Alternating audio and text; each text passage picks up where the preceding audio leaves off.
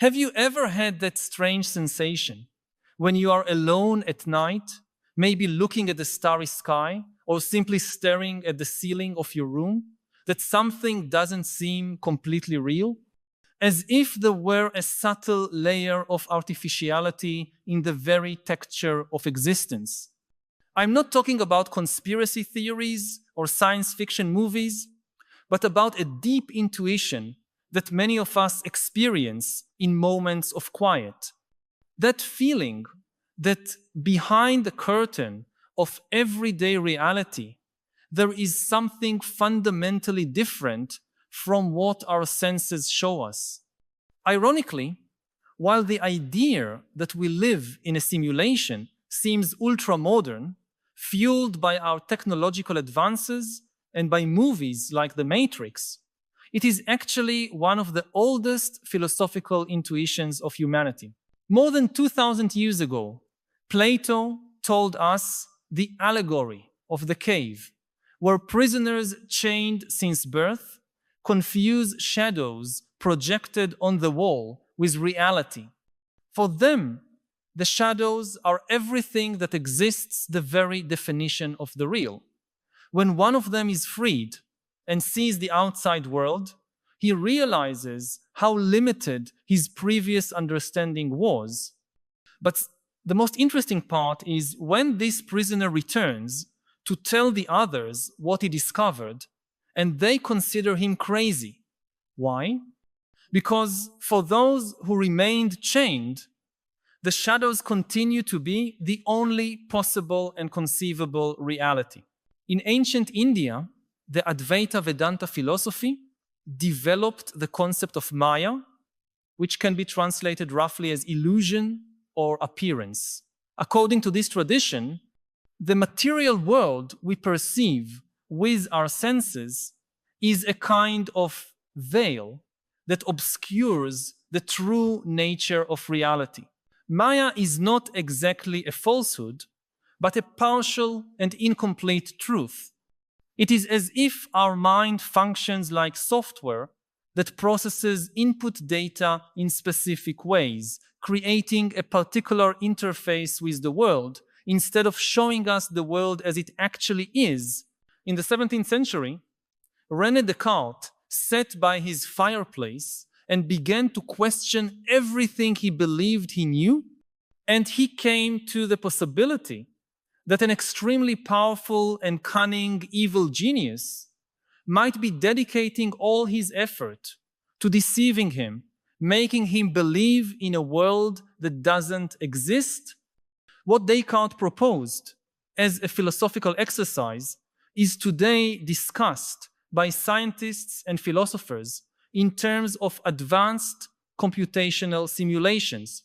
The contemporary philosopher Nick Bostrom from Oxford University formulated what we call the simulation hypothesis in a more formal way. His argument is fascinating in its simplicity. If we consider that technologically advanced civilizations will eventually develop the ability to create simulations of reality indistinguishable from real reality, and if these civilizations create many of these simulations, then statistically, it is more likely that we are living in one of those countless simulations than in the single base reality. But what makes this discussion so relevant today? Why does the idea of living in a simulation resonate so deeply with so many people in our time? The answer lies in our own technological development and the transformations it has caused in our daily experience. Think about how reality has already changed for you in recent years. Most of us spend hours every day in virtual worlds, whether social networks, video games, digital work environments, or augmented realities. The boundaries between the physical and the virtual are becoming increasingly blurry. Children grow up today interacting with virtual assistants as if they were real people. We form meaningful relationships with people we have never met physically. We cry with fictional characters and are moved by digital landscapes.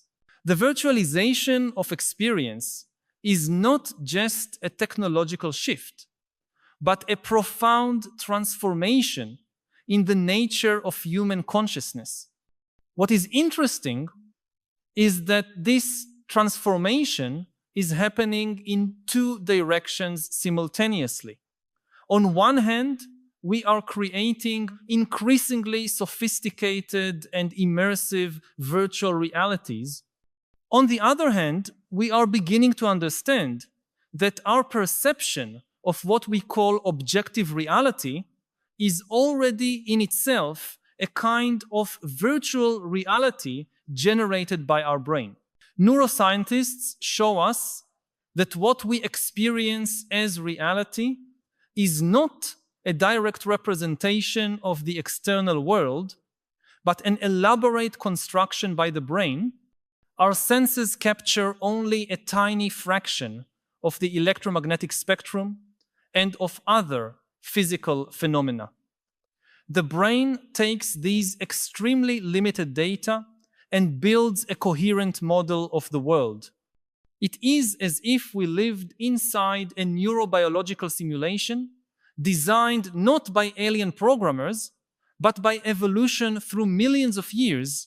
This does not mean that the external world does not exist, but that our access to it is always mediated, always filtered through our perceptual and cognitive systems. To understand this, think about the phenomenon of color. When you look at a red apple, what are you really seeing?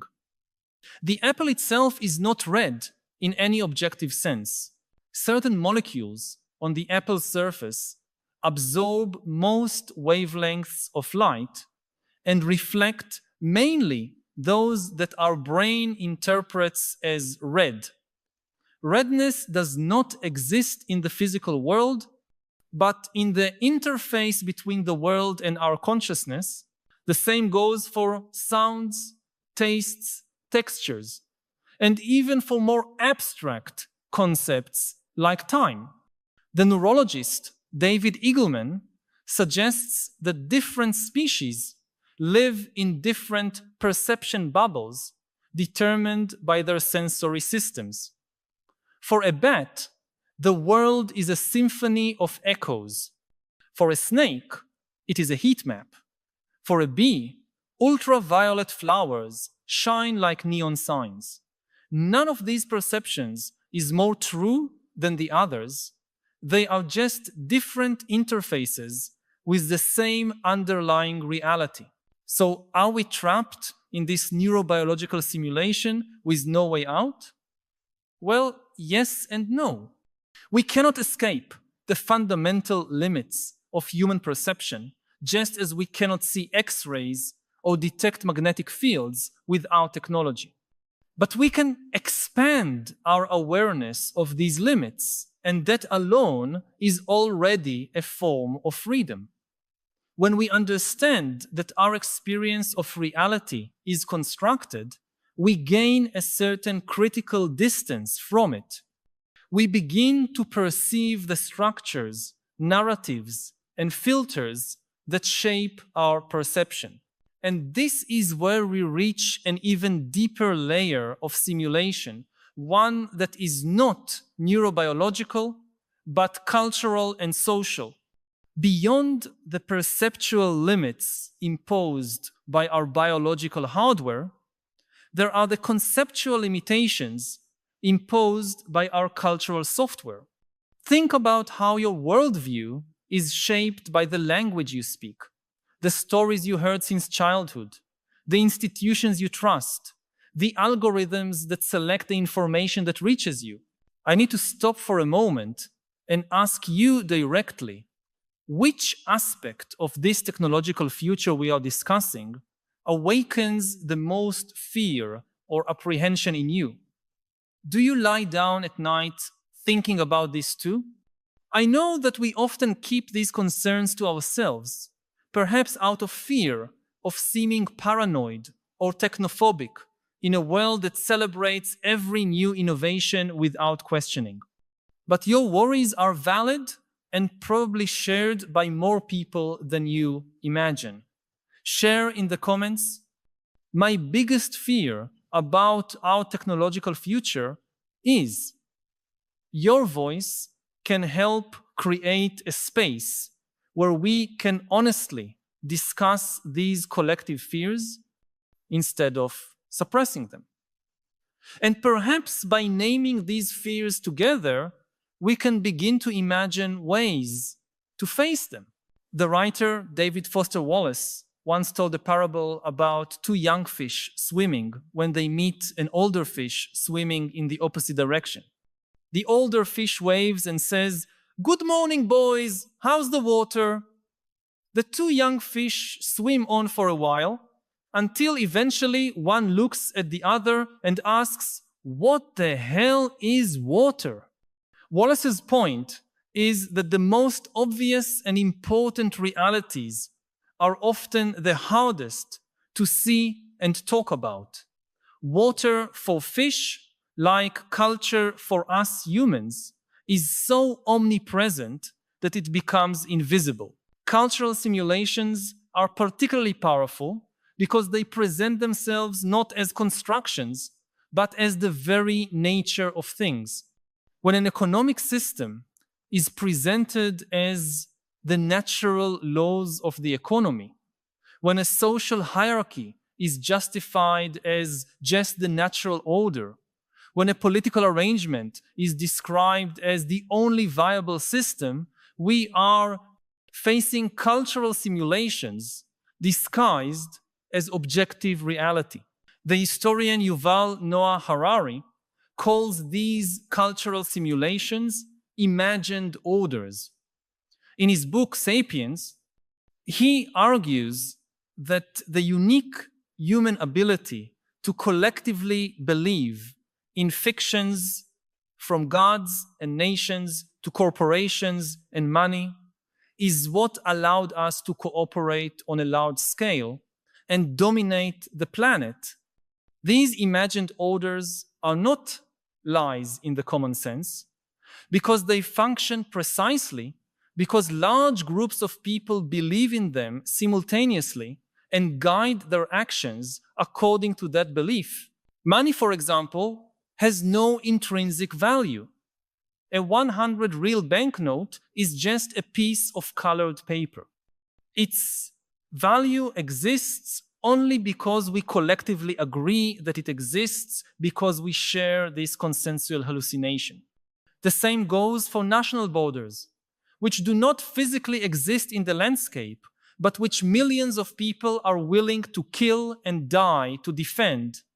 Or for corporations, which are purely legal entities, juridical fictions, that nevertheless have rights, can own property, and can outlive all their original members.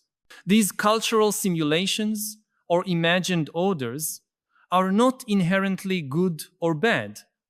They are social technologies that allowed an unprecedented level of cooperation between strangers. Without these shared fictions, we would be limited to small groups based on direct personal contact, like our primate cousins. However, it is also true that many of these cultural simulations have served to justify and perpetuate systems of oppression, exploitation, and environmental destruction. Slavery, for example, was justified for centuries by cultural simulations about the supposed natural inferiority of certain human groups. Contemporary consumerism is maintained by a cultural simulation that equates material consumption with happiness, status, and meaning, despite all scientific evidence to the contrary. The climate crisis is partly the result of a cultural simulation that positions humans as separate from nature with the right to exploit it without limits. So how do we leave the matrix of these cultural simulations? The first step is the same that Morpheus offered Neo: awareness. Recognizing that many of the structures we consider natural, inevitable, or immutable are actually contingent cultural constructions. This does not make them less real in their effects, but it opens the possibility of imagining and building them differently. The clearest example of this is the transformation of social attitudes toward issues such as race, gender, sexuality, and civil rights in recent decades. Structures of oppression that once seemed fixed and natural to previous generations were exposed as social constructions and in many cases significantly reshaped, although the work is far from complete. But there is a second, deeper level of liberation, which involves not only intellectually recognizing the constructed nature of social reality, but directly experiencing the possibility of other ways of being and perceiving. This is where contemplative practices from various traditions come into play. Mindfulness meditation, for example, trains attention to observe how thoughts, emotions, and sensations arise and pass in consciousness without fully identifying with them. This simple practice can create a space of freedom between stimulus and response, between cultural conditioning and action. Anthropologists, artists, and travelers have long reported how immersion in radically different cultures can defamiliarize aspects of one's own culture that once seemed natural and inevitable. Culture shock, in this sense, can be a pathway out of the simulation. The same is true for profound aesthetic experiences, which can momentarily suspend our habitual constructions of reality and open us to other possibilities of perception and meaning. Interestingly, the very technologies that are intensifying our experience of simulated realities can also offer pathways out of them. Virtual reality, for example, has the potential not only to trap us in more convincing simulations, but also to help us recognize how much our normal perception is already mediated and constructed. By experiencing different virtual realities, we may develop a more fluid and flexible understanding of perception itself. And there is an even more radical perspective suggested by contemplative traditions and increasingly explored by neuroscience and contemporary philosophy of mind. The idea that the very sense of a separate and autonomous self is a kind of simulation, not an external simulation imposed on us, but a construction generated moment by the brain and the mind. Neuroscientist Anil Seth suggests that the sense of being a self is closely linked to the model the brain builds of the body and its needs. In this view, self-awareness is not a stable thing or an essence, but a continuous process of self-modeling that the brain performs to better regulate the organism in its environment. It is a useful simulation, but still a simulation. Buddhist traditions, in particular, have developed sophisticated analyses and contemplative practices focused on directly investigating this constructed nature of the self. Through practices such as vipassana meditation, practitioners are encouraged to carefully observe the mental and bodily processes that we normally identify as self and to notice how they are actually impermanent, interconnected, and without a fixed central essence. This perspective does not lead to nihilism or denial of lived experience, but to a radical reconfiguration of the relationship with that experience. If the self is not a separate and permanent entity, but a process in constant flow, interconnected with everything else, then many of the anxieties, fears, and conflicts based on defending this separate self lose their foundation. The suffering associated with trying to maintain a fixed sense of identity in a world of constant change can be relieved. Here it is worth noting that we are not talking only about abstract philosophy, but about empirically verified results. Research in contemplative neuroscience documents how regular meditation practices can lead to significant reductions in stress, anxiety, and depression, as well as increases in well-being, attention, and prosocial behavior. Something deeply transformative seems to happen when we begin to relax our rigid adherence to the model of the separate self.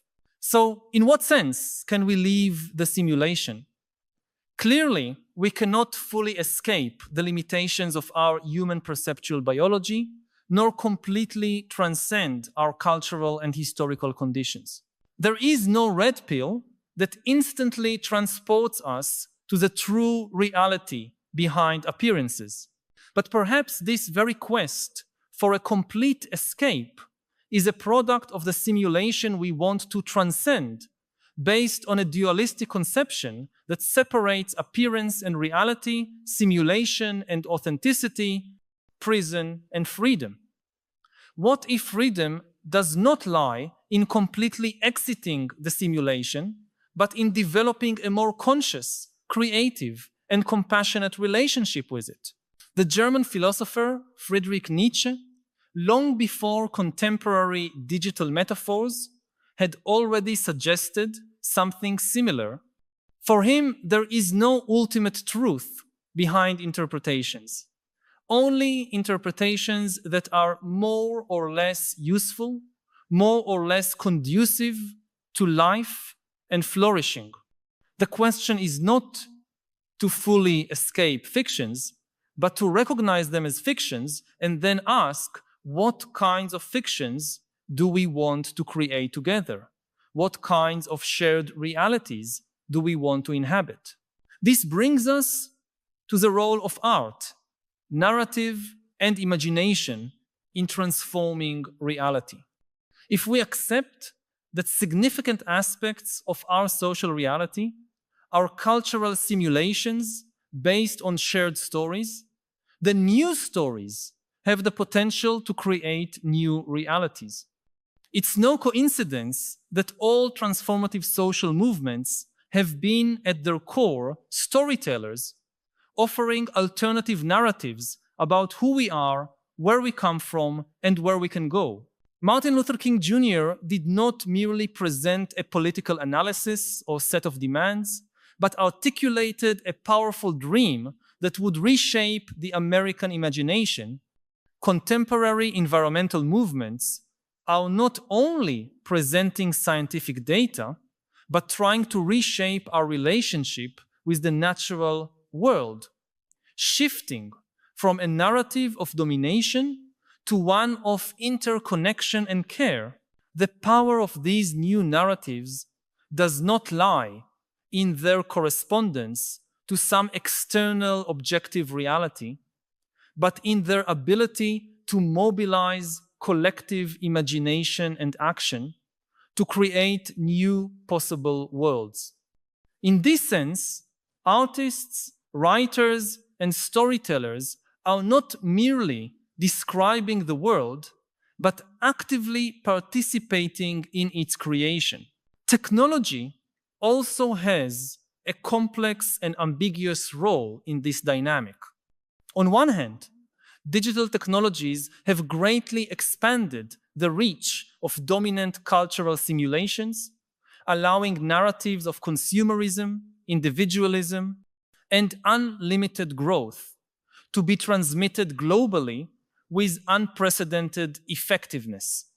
On the other hand, these same technologies have democratized the production of narratives, allowing previously marginalized voices to share alternative stories and build communities around them. Social networks are simultaneously instruments of social control through algorithmic manipulation and potential spaces for resistance, solidarity, and collective reimagination. Artificial intelligence is being used both to reinforce existing biases and concentrate power, and to imagine alternative futures and democratize knowledge.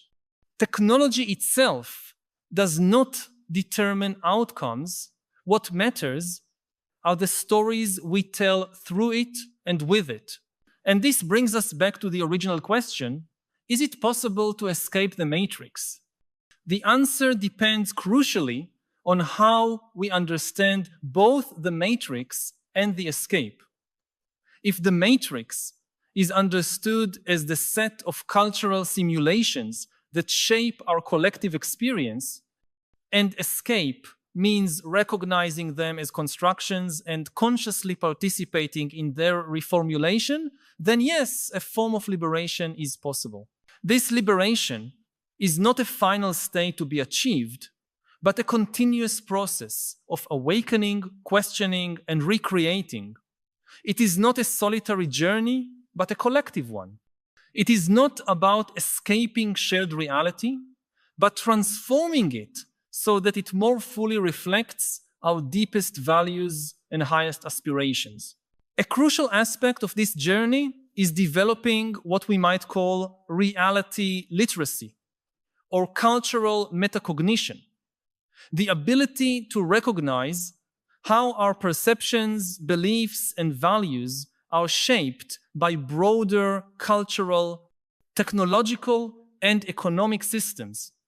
Just as media literacy helps us become more critical consumers of information, this reality literacy can help us more consciously navigate the multiple layers of simulation that make up our experience.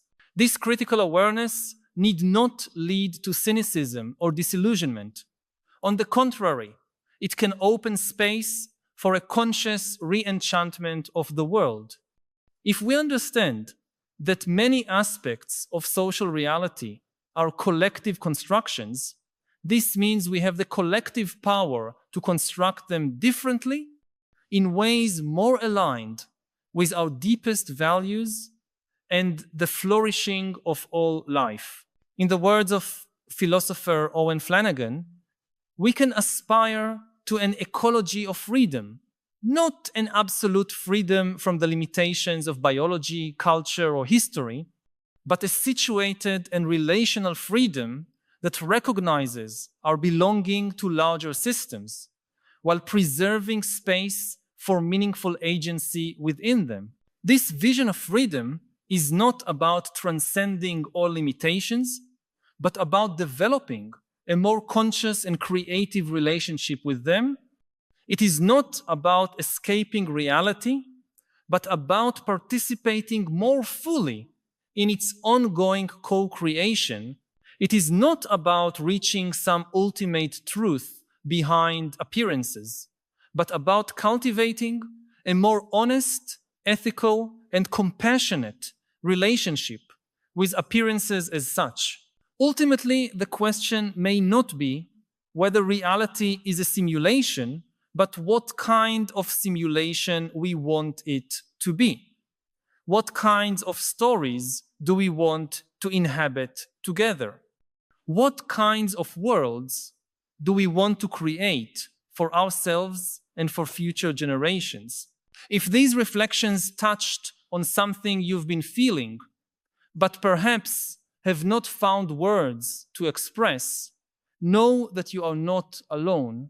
By subscribing to the channel, you will connect with a growing community of people who share your concerns and your desire for a deeper understanding of the philosophical challenges of our time.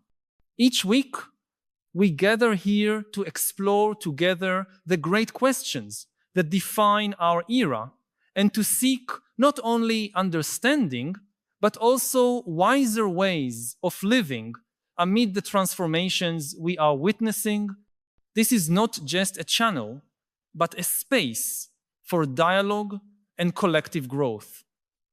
Join us on this ongoing journey.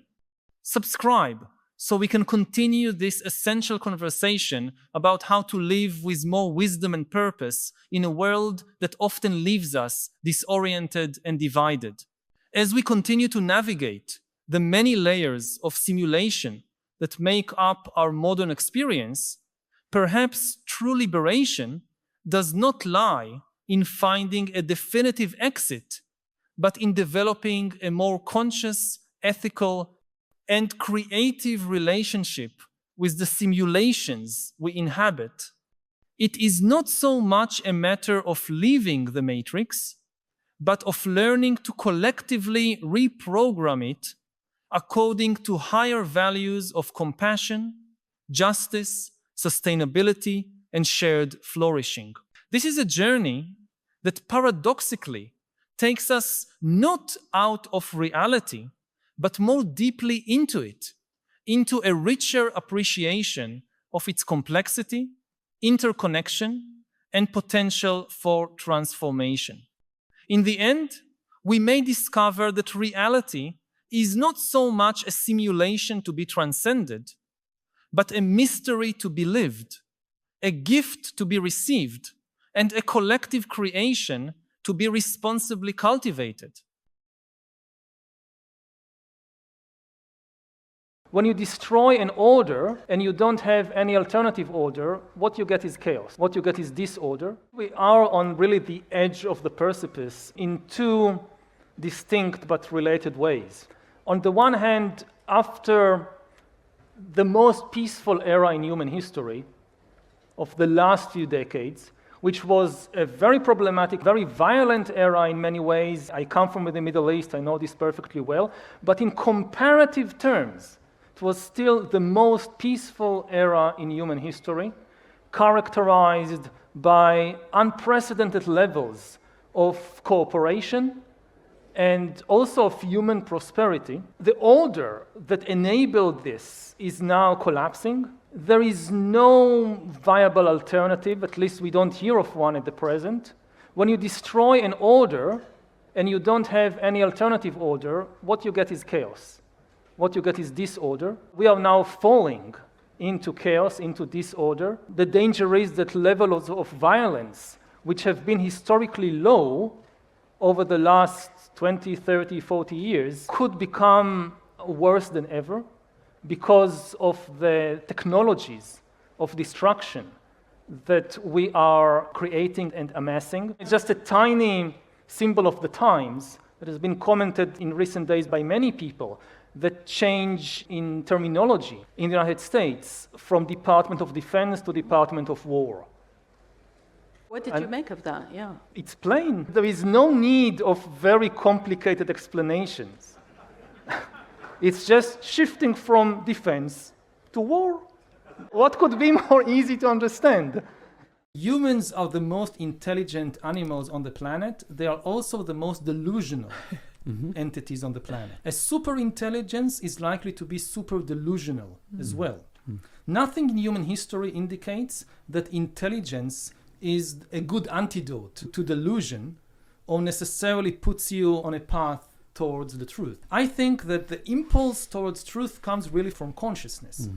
And since there is no evidence that AI has consciousness, and maybe it will develop, maybe as we speak, the first conscious AI is being kind of born somewhere. But so far we have no convincing evidence that it is conscious, that it's capable of suffering. One of, I think, the big delusions of places like Silicon Valley is this overemphasis on intelligence, which is partly because there are extremely intelligent people there, who their life is built on intelligence, and they tend to overvalue intelligence.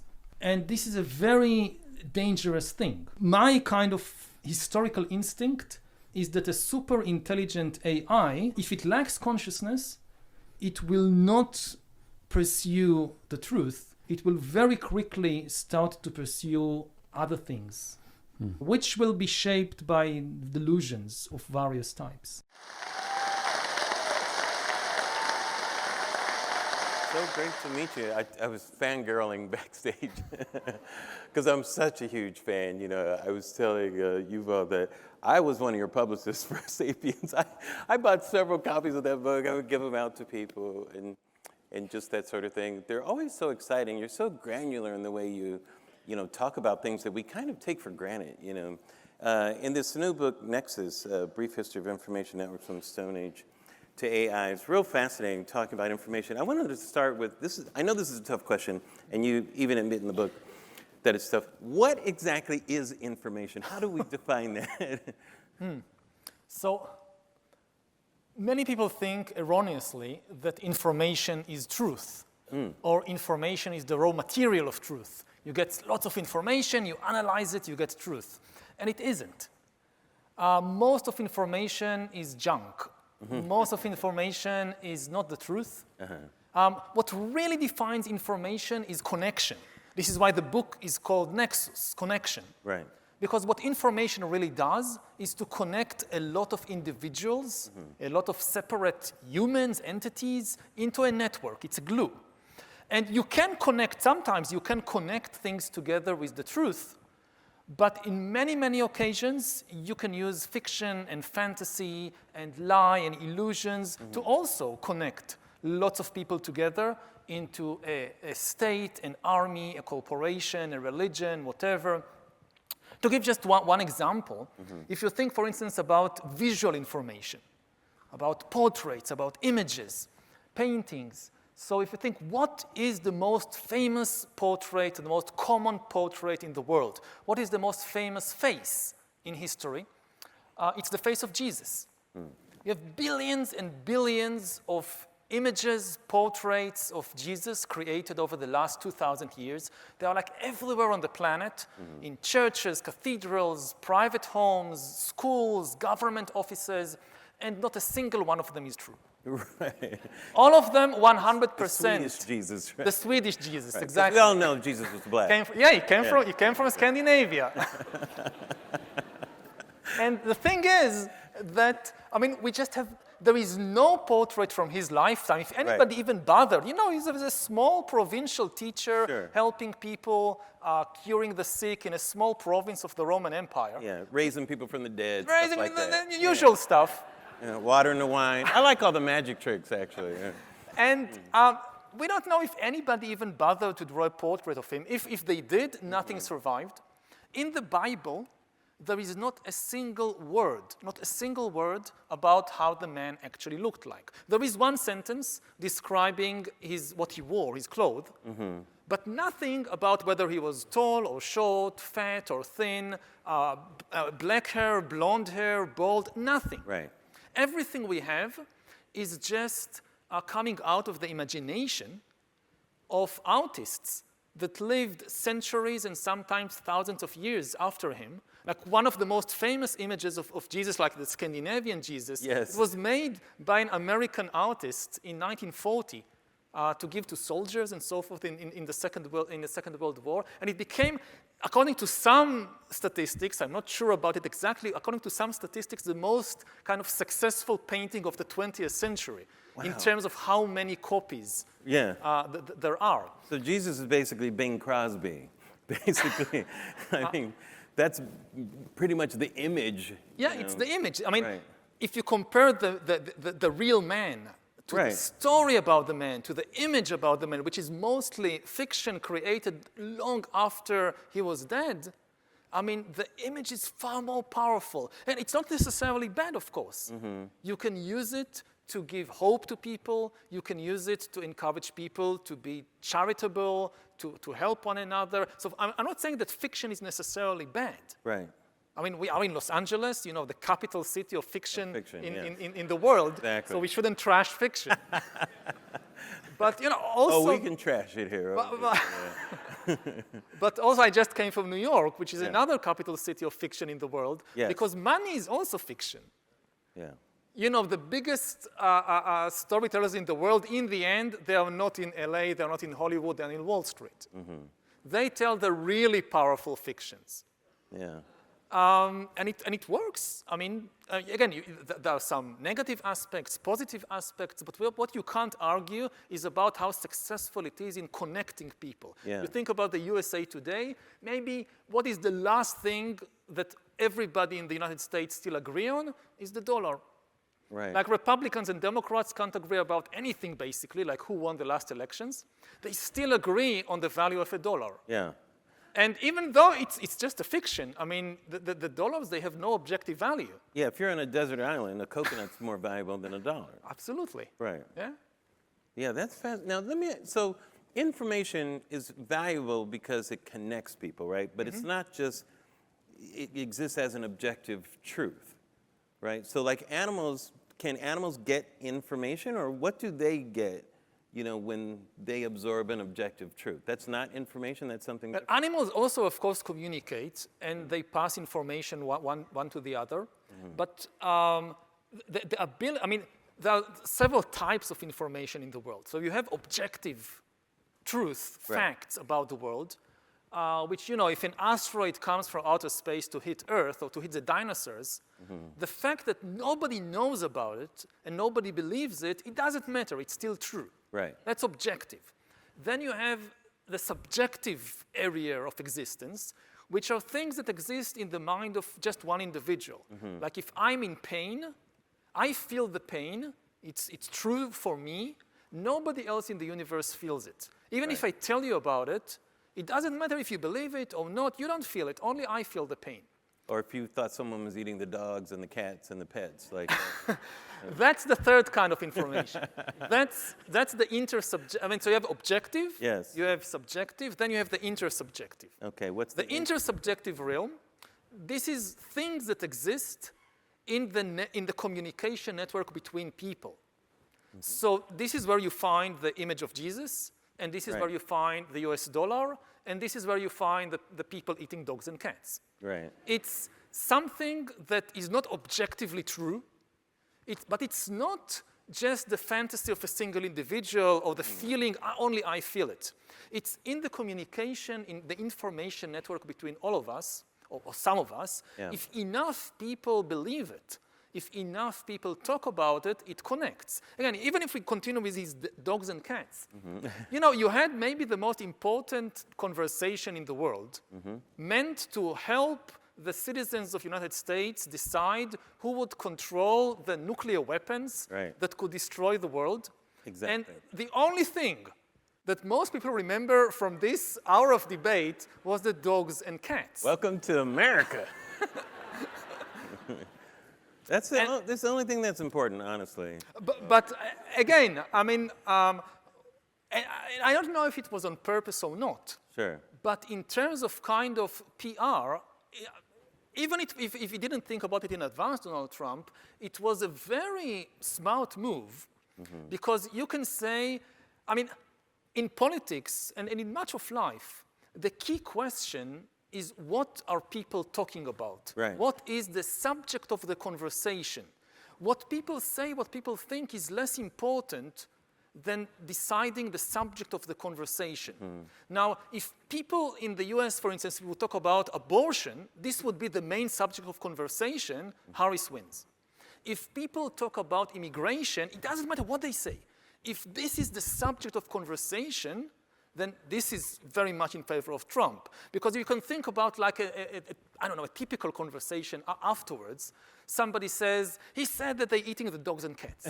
And then the other person replies, but it's not true. It's just a fiction.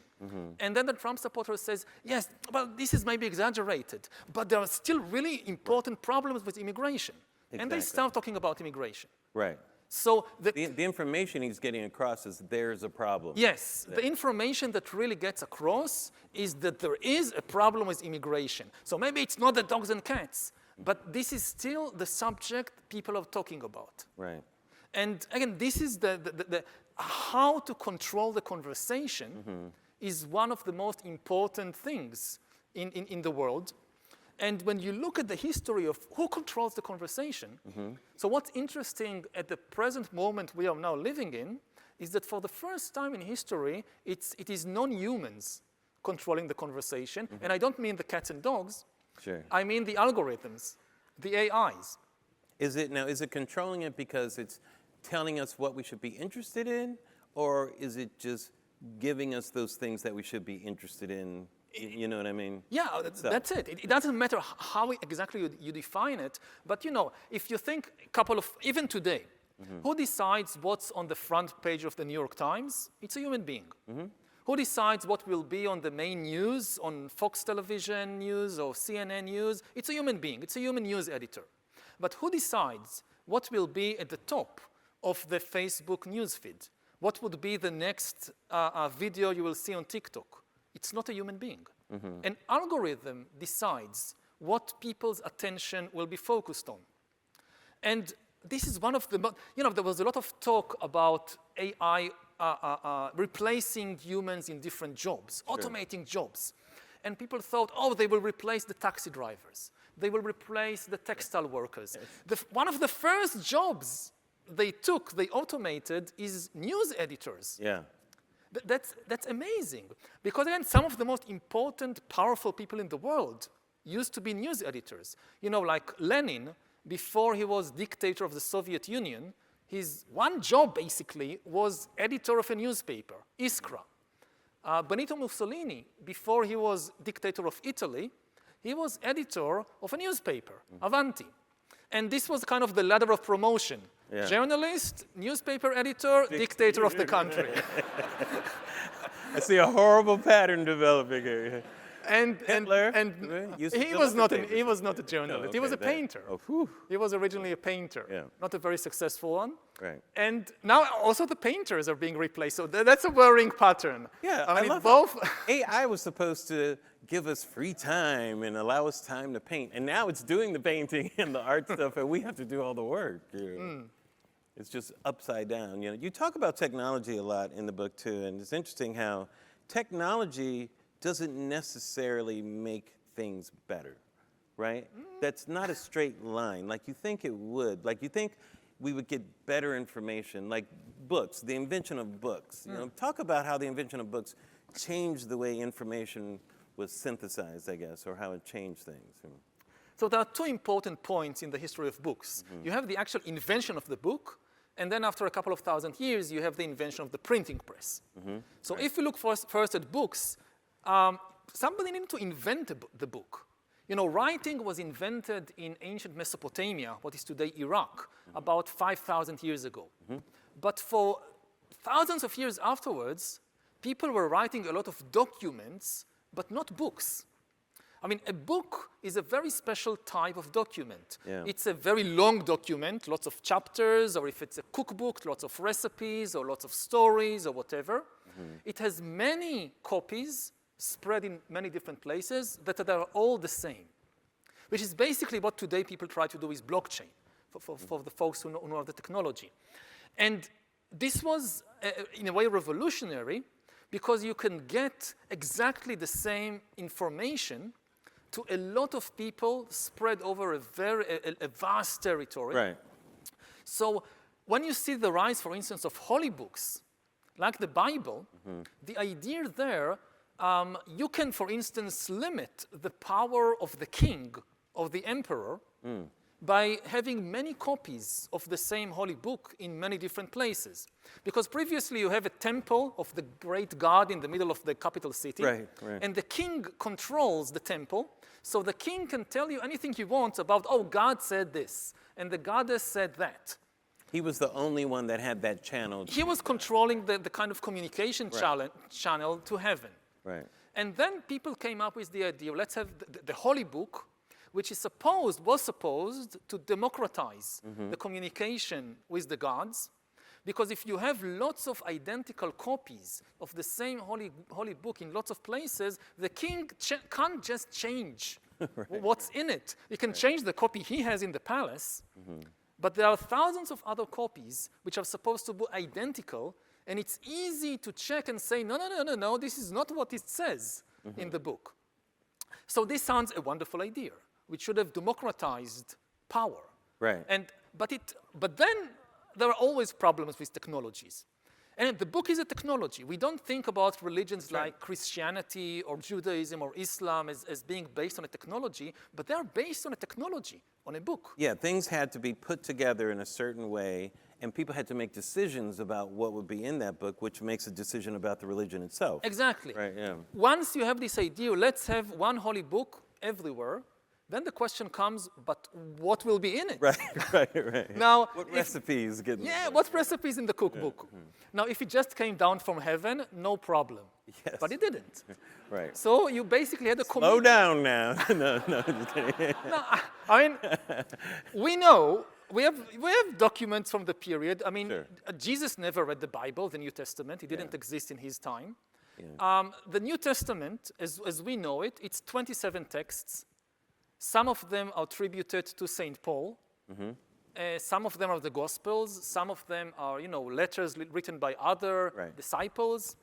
And in the first centuries of Christianity, there was no New Testament. Nothing. We have lots of evidence from the first centuries of Christianity, no New Testament. Well, lots and lots of different texts, Gospels, stories about Jesus, letters of different people, prayers, all kinds of prophecies. It's kind of where the expression "spread the good word," I think, really comes from, because that's all they could do was talk about it, right? Yeah. They talked a lot, they wrote, and there was a flood of information. And at a certain point, people said, well, I mean, we don't know what to read. What are the good books? What are the reliable books? Which are less reliable? And eventually, about 400 years after Jesus, in the late 4th century, they have a big convention, a committee, in the city of Carthage, which is today in Tunisia, in North Africa, where bishops and theologians, mostly from North Africa, convene to North Africa was a very important center of Christianity in those days. And they convene to decide what will be in the recommendation list. It started as a recommendation list, the same way like you have so many TV series on Netflix. You don't know what to watch. Yeah. So you have these like top 10 series to watch this winter. Right. So it was the same. It was top 27 books, the texts every Christian should read. It's like you're at the end of the Gospel of Matthew, and then the Gospel of Mark is loading up as it's finishing. Something like that. Right. And then they were not the authors of the book. Different people wrote different texts. They were the editors. Right. They decided what will be in the recommendation list. And they just decided themselves they had the authority to do this. they had the It wasn't like authority. they were given the authority. They just took that authority, right? And to give you just one example of a key discussion, of a key choice they made. At the time, there was a very popular text, early Christian text, called The Acts of Paul and Thecla. This was a text describing the activities of St. Paul and his female disciple, Thecla, who performed miracles and preached to people and baptized, and she was a leader of the church, and this text was very popular at the time, and it was seen as evidence that women can be leaders in the church. Right. And can be on the same level with men. There were many women at the time that were actually leaders in the church. Yeah.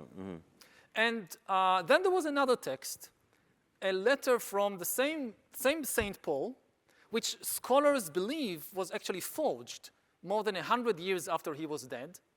A letter from St. Paul to a disciple of St. Paul called Timothy, and in which St. Paul says that women should not be leaders, they should keep silent and obey the men, and their salvation would come from having children and taking care of them and obeying the men, basically.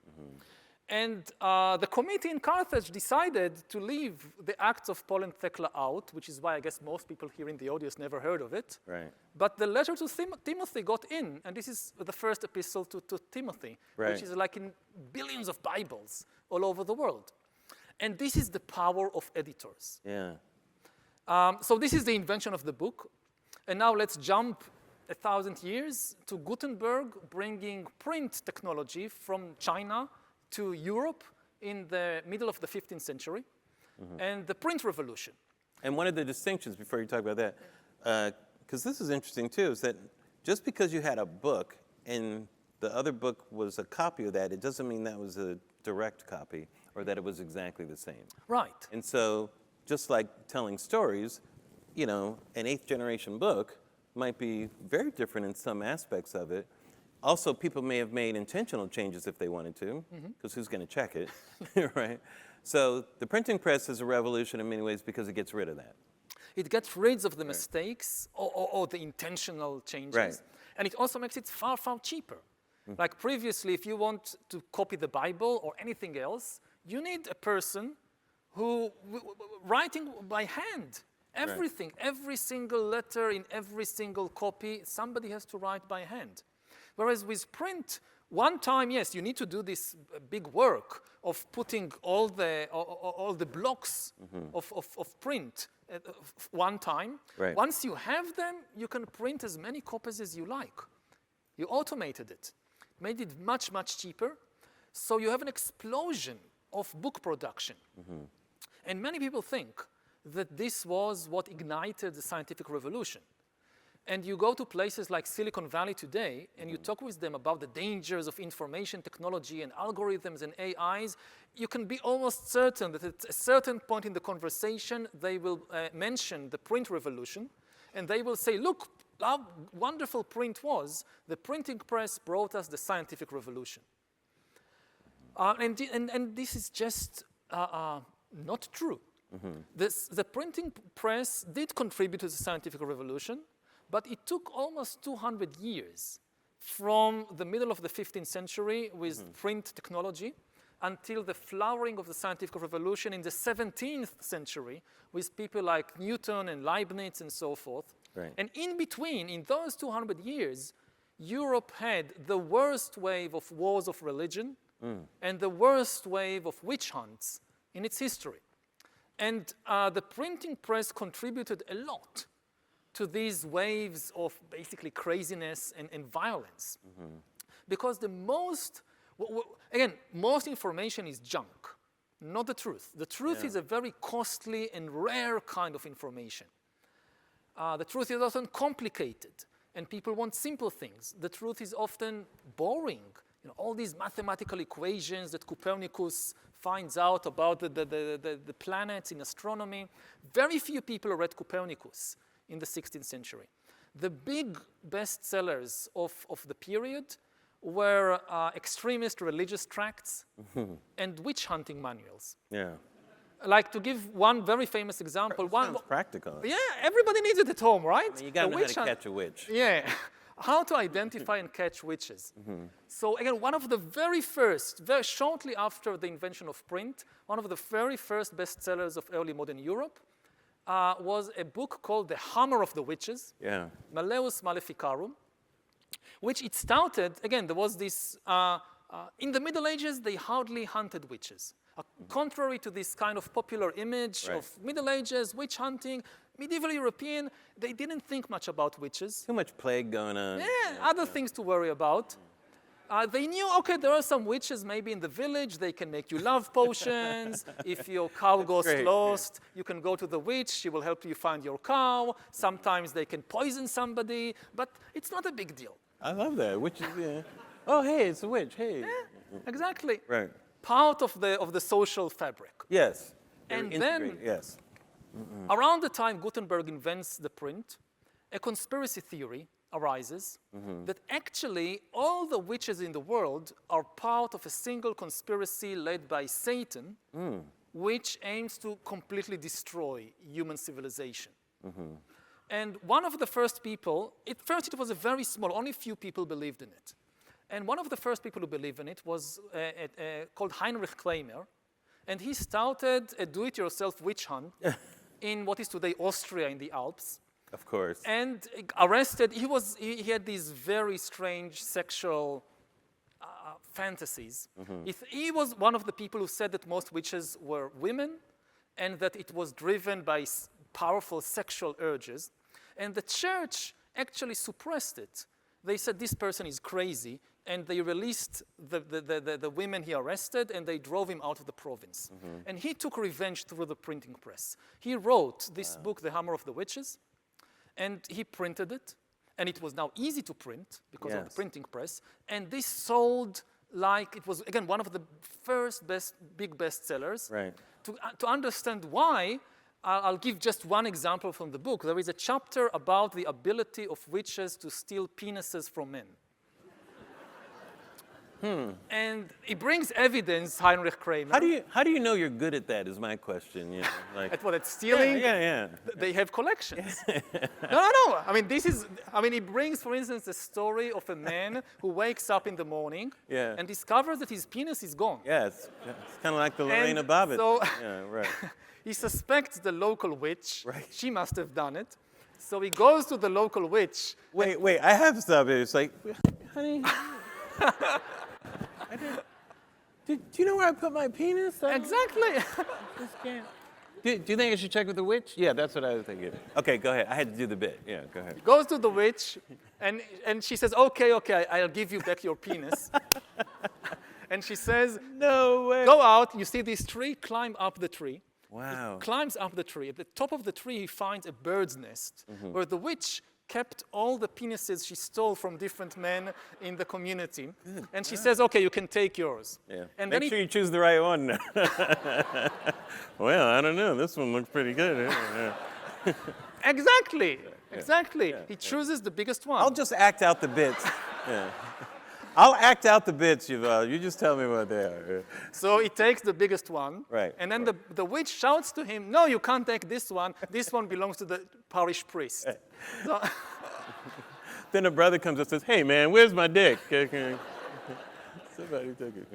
so Right. you can understand why this book sold a few more copies than Copernicus's mathematical equations Just a few more. about how the moon and Mars move around in the sky. He should have had missing penises in that book, and it would have Yeah. been better. The other thing is that it's funny, when you put a lie in print, it does something to that lie. Like, people don't treat it the same. I remember Bob Saget, he was a great comedian. He had a great line where he would say a ridiculous thing. And he would say, no, really, I read that. No, really, I wrote it down, and I read that. You know, I believe everything I read, you know, was the thing. And I always thought that was a great line because he's right. If you tell someone you read that, you know, Yeah. it's like somehow it makes it more believable to be true. So the fact that he put it in print, that's what's interesting to me, that made it true. I mean, especially, Right. let's try to go back, it's the 15th century. I mean, for many people around, this is just the very early days of the print revolution. For many people around, the only book they ever saw in their life was the Bible. And there is a feeling that books are not just true, books are holy. And suddenly you have print, it's become much cheaper and easier, and you have this Hammer of the Witches, but it's a book. I mean, you grow up like venerating the Bible. Right. And you know, this is a book, it's written in a book, it's not some kind of rumor you hear in the village. Right. So it's very powerful. Now again, it all sounds very funny until you realize the consequences. Because the consequences was tens of thousands of people being tortured and killed in the most horrendous ways in the great European witch hunting craze. And to give just one example, in Munich, southern Germany, there was a famous case. They arrested an entire family, the Pappenheimer family, accused them all of being witches. Again, according to what's written in this witch hunting manual. Right. And so you have a father, mother, 3 children, youngest age 10 years old. And to prove that they are witches, they torture them because this is what the Hammer of the Witches recommend. I mean, the witches, to get the truth out of them, you have to torture them. Right. And they start with the 10-year-old boy because he is the weakest link. And you can still, if you go to the archives in Munich, you can still read the protocol of the interrogation. And they torture a 10-year-old boy until he admits that his mother was a witch.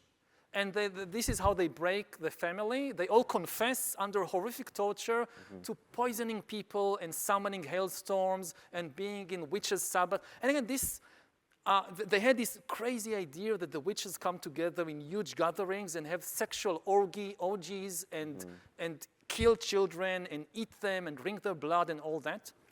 And you know, it comes to America, the Salem witch hunts. Right. This is where it originated. And this is a very important lesson for today because the same thing happened with the internet and social media. You know, almost more than 300 years after Salem, there are millions of Americans today who basically believe that there is a worldwide conspiracy led by Satan to destroy human civilization, that people gather in orgies and exploit and kill. There are millions of Americans, including even, at least according to some reports, in Congress. Right. You know, QAnon and all that, this is what they believe. Yeah, I think they believe Democrats eat children or drink their blood or something And like that. this comes from, I mean, it's not a new, there are very few completely new stories in history. Right. It all comes from somewhere. So it's amazing to think that 300 years after the Salem witch hunts, you see the same thing again in America. And it also, to some extent, is because of a new information revolution. Yeah. That now it's very easy to spread these things with all the algorithms and so forth on social media. The idea that just by making it easier to spread information, the truth will spread, again and again in history we learn this is not the case. Is that true?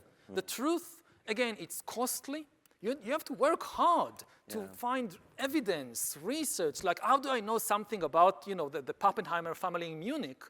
I mean, you need to know German, you need to travel to Munich to go to the archives to read these things. This is expensive. Right.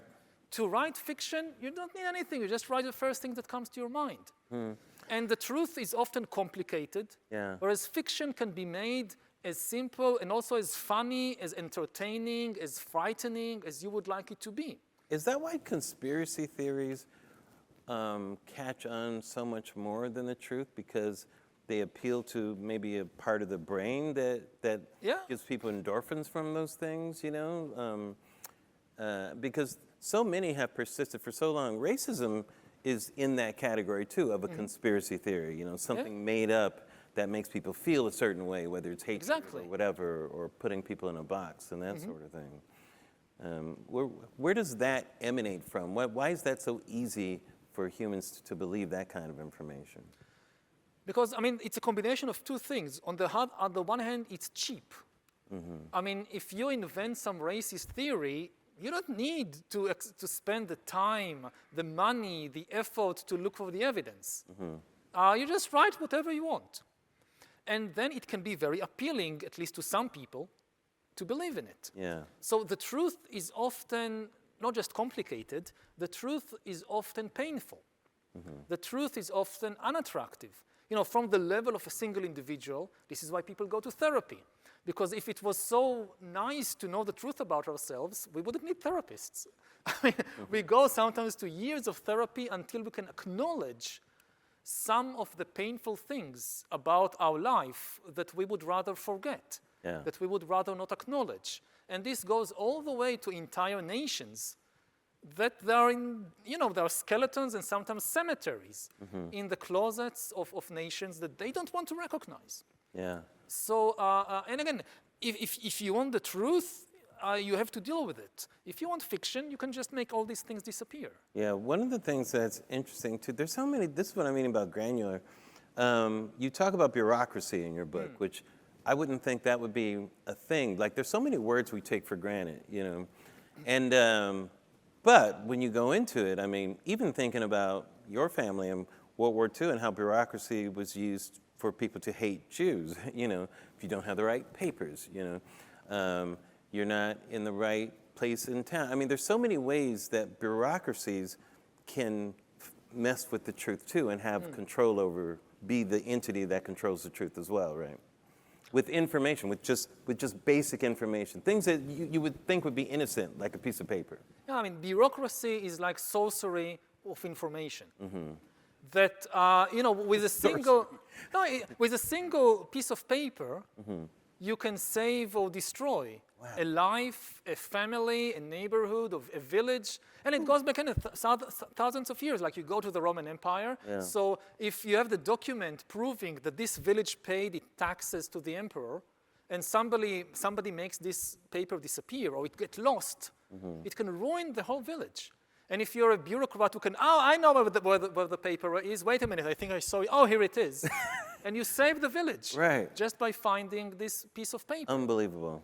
And Native American land here in America, I mean, put a stamp on a piece of paper, sorry, that land is ours. Yeah. I mean, that's basically how it was taken. I mean, land ownership is very interesting in this way because before the invention of writing and bureaucracy, to own a piece of land was a communal matter. Like, what does it mean? Think about it. What does it mean that I own this field? Right. I mean, part of the earth I own. Yeah, this is part of the earth that belongs to me. What does it mean? Right, that's it so means true. Wow, yeah. that your neighbors, the people around you, agree that this is yours, and they agree by certain actions. Like they don't graze their goats there, or they don't pick fruits there without your permission, because they acknowledge, oh, this field, it belongs to him. Or they don't let witches collect penises there. Exactly. That's their decision. Right, But ownership is a communal matter. Right. So on the one hand, it limits private property rights. You can only do with the land what the community agrees you can do with it. And it also limits the power of a distant king or emperor to say kind of levy taxes on the village, because how can the distant king know who owns what and how much to take? There is no paper trail. Now, then writing is invented, again, 5,000 years ago in Mesopotamia, and the meaning of ownership changes. Then, in ancient Mesopotamia, suddenly, to own a field means that there is a clay tablet, they wrote on clay tablets, which are basically chunks of mud. Right. There is a chunk of mud that says this field is mine. Like there is an official document, an official chunk of mud that some bureaucrat wrote, this field belongs to Yuval. Stamp, that's it. This is now the meaning of ownership. Wow. And it means two things, contradictory in some way. On the one hand, it promotes private property rights, because I can walk around with this chunk of mud, this field is mine, and I can now sell my field to you, even if all the neighbors disagree. You give me a goat, I give you this chunk of mud, now the field is yours. And if the neighbors don't agree, it's their problem. I can enforce this, because this is the meaning of ownership, and it's the same today. It's a piece of paper, or it's a silicon chip. There is some silicon chip somewhere, or there is some piece of paper in Los Angeles County offices or whatever that says this is mine, and this is ownership. So private property rights suddenly become possible. At the same time, also centralized authoritarian regimes become possible, because the king in the capital city now has an archive of all these kind of chunks of mud or pieces of paper that tells the king who owns what. And this is the basis for the taxation system. Right. And you can now tax the kingdom and use the taxes to pay soldiers to enforce it. And now, of course, it should be very, very clear it's not all bad. Bureaucracy can do bad things or good things, like any things that we invent. Right. And it's very important to understand it, because it's hard to understand bureaucracies. They're a very recent invention in human evolution. Only 5,000 years ago, the first bureaucracy. But the entire world is now built on them. And people find it hard to understand how bureaucracy functions. And this is one of the failures, by the way, of Los Angeles, of Hollywood. They make very few films about bureaucracy. Like you have all these superhero films. Sexy topic. Yeah, I mean, they have all these superhero films about Spider-Man and Superman, nothing about accountants. Right. Like super accountant that defeats the bad guys by having them fill all these forms and discovering tax evasion. Right, the Avengers, tax season. But this is how the real world functions, not with Spider-Man, with accountants. And so it's important to understand that many of the good things in life, they now rely on bureaucracies. So again, I'll tell one story. Today, one of the big conspiracy theories about bureaucracy is the deep state. Right. Yes. Whenever I hear the word deep state, I think about the sewage system. Because it's deep, the state built it. Right. It's deep, it goes under our houses and neighborhoods and all these pipes and pumps. Right. And who knows what's happening there? Like I go to the toilet, I do my thing, I flush it down, it goes into the deep state. And you're welcome, deep state. And the deep state protects my life. Yes. Because it keeps the shit It keeps it out. Yeah. separate from Right. the drinking water, at least in places where it works right. Right. And this was not so for most of history. Yes. For most of history, especially big cities, were extremely dirty and polluted places full of epidemics. Right. Because, you have hundreds of thousands of people crammed together with their animals and with the sewage and the garbage. It's a paradise for germs. And in the 19th century, the biggest city in the world was London, suffered from repeated epidemics of cholera and dysentery, until a superhero came to the rescue called Jon Snow. Not the guy from Game of Thrones, a real-life person, Jon Snow. He was a bureaucrat with a medical background, bureaucrat doctor, and there was a cholera epidemic in London. People were dying. And he wanted to know what is causing the epidemic. Many people said it was something in the air, it was witches, it was the Jews, it was something. And he says, no, it's not the Jews, it's the water. It was witches, it was the Jews. And So I said, terrible. this was the world. Yeah. And he Oh my suspected God. the water. So he went around London. Anytime he heard about somebody who died from cholera or got sick with cholera, he would rush to the place and interview either the person, or if he died or she died, they would interview the family. Where did you get your drinking water from? Right.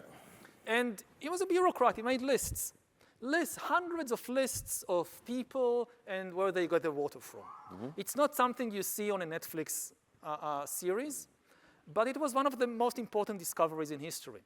Because when he connected all the lists, all the dots, he saw that almost all the people who died from cholera at a certain point had a sip of water from the well in Broad Street in Soho. And he showed it to the officials of the municipality and convinced them to disable the pump of this well, and the epidemic stopped. Right. And then they investigated, and they discovered that the well, just a meter away from the well, somebody dug a cesspit. And the sewage from the cesspit just flowed into the well, and people drank it.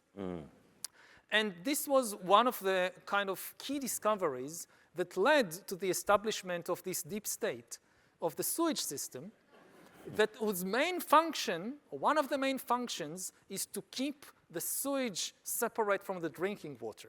And today, if you want to dig a well or a cesspit in London or many other places, you have to fill so many forms and get all these permits from all these bureaucracies, and it saves our lives. So, and with every technology and all these big inventions, it's never kind of a simple story, it's all bad, it's all good. The question is what we do with it. What do we do with it? Yeah. And one final thought on AI, on bureaucracy. This is what we need to understand about AI. That when people hear about the dangers of AI, again, Hollywood, they think about the big robot rebellion.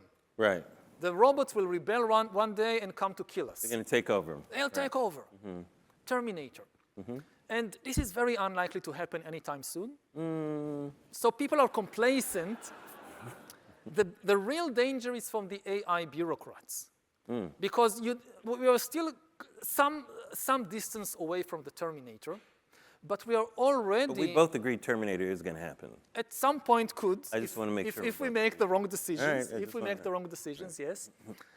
But the AIs are now becoming the bureaucrats in more and more places. You apply to a bank to get a loan, it's an AI deciding whether to give you a loan. You apply for a job, it's an AI.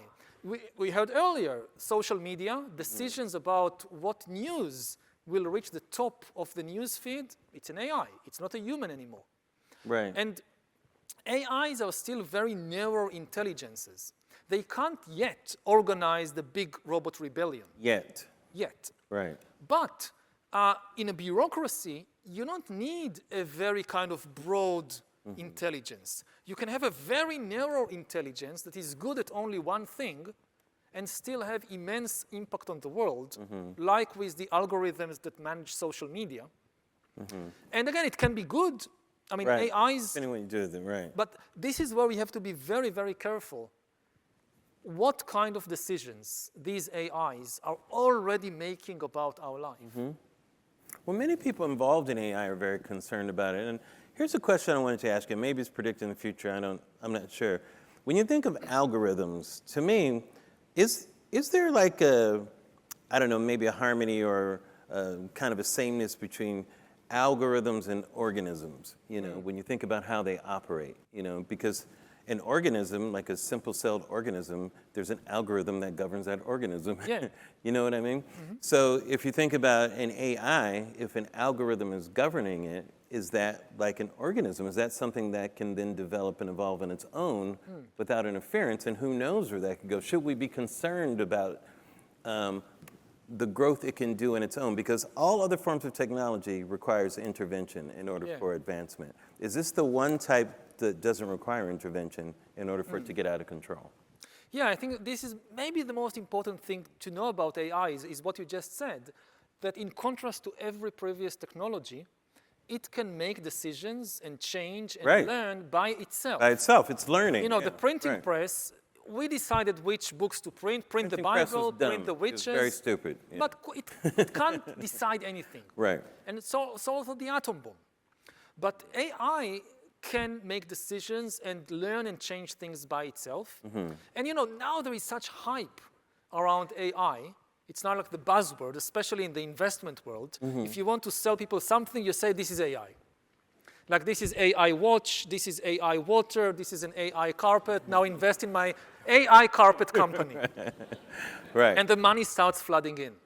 So people are becoming confused. What exactly is AI and how is AI different from all these other machines? Like I have a coffee machine at home, makes coffee. Is it an AI? And it's not. I mean, we have lots of automatic machines. If they only do what they were pre-programmed to do, they don't learn anything new, it's not AI. Like every morning I come to the machine, I press the espresso button, it makes an espresso. That's just an automatic machine. Right. It becomes an AI if one morning, like as I approach the machine, before I press any button, the machine talks to me and tells me, good morning, I've been watching you for the last few weeks or months, and based on everything I've learned about you and your facial expression and the way you walk and whatever, I predict you would like an espresso. And I already took the liberty to make the espresso for you. Wow. That's an AI. Right. It learned something. And it's really an AI if it then the next day tells you, actually, I've invented a completely new drink. I call it Bespresso. You've never tried it before, but I predict you would like it better. I'm scared where this is going. Yeah. This doesn't taste that good today, Mr. Coffee. What's going on? Just drink it. Just drink it. Yeah. It's good for you. Yeah, it's good for you. It's good for you. Drink it. Yeah. But the ability to invent new things. Like, so all the people who say that if you can predict how this technology will develop, what decisions it will make, it is not an AI. Right. Our fantasy of AI, of course, my earliest one that I remember is 2001: A Space Odyssey. Yeah. You know, how the computer. Now, it seemed that Hal was making, well, we know what it is now in retrospect, but at the time it seemed like he was making a moral decision. He was making like, there's something moral at the center of this. I'm sorry, Dave, I'm afraid I can't do that. You know, it's almost a moral statement, you know. Is AI, does it have the ability to make moral judgments? That's a very important and complex question. On the one hand, yes, it needs to make ethical judgments. Like to put a self-driving car on the road, you need to program some ethics into it. Because at least in certain situations, it will have to make an ethical decision. Like if some kid jumps on the road in front of the car, right. And the only way to avoid hitting the kid is swerving to the side and endangering its own passenger, then the car actually needs to make an ethical decision. And you can't avoid it. The question is whether really a non-conscious entity can really understand ethics. And this is where I think that the biggest confusion about the AIs is that people tend to confuse intelligence and consciousness. AIs are highly intelligent, at least in a narrow field. They can beat us in chess, They will soon be able to drive cars better. They can invent medicines that we can't think of. This is intelligence. But it doesn't mean that they are conscious. It doesn't mean that they have feelings. Now, intelligence is the ability to pursue goals and solve problems on the way to the goal. Like you give the car the goal of getting from here to San Francisco, and the car solves problems on the way there. This is intelligence. Right. Consciousness is the ability to feel things, pain, pleasure, love, hate. Now, in humans, and also in other animals, in dogs and pigs and so forth, intelligence and consciousness go together. We actually solve problems using feelings. Evolution equipped us with feelings, not as something on the side. This is the main way we solve problems. We make decisions in life based on feelings. So in humans, intelligence and consciousness are really, they go together. And this confuses us. As computers become more and more intelligent, people tend to assume that they necessarily also become conscious, that they start feeling things. Now, and we don't know. At the present moment, we don't have any evidence that computers feel anything. And it could be that even if computers become far more intelligent than us in everything, they still won't feel anything.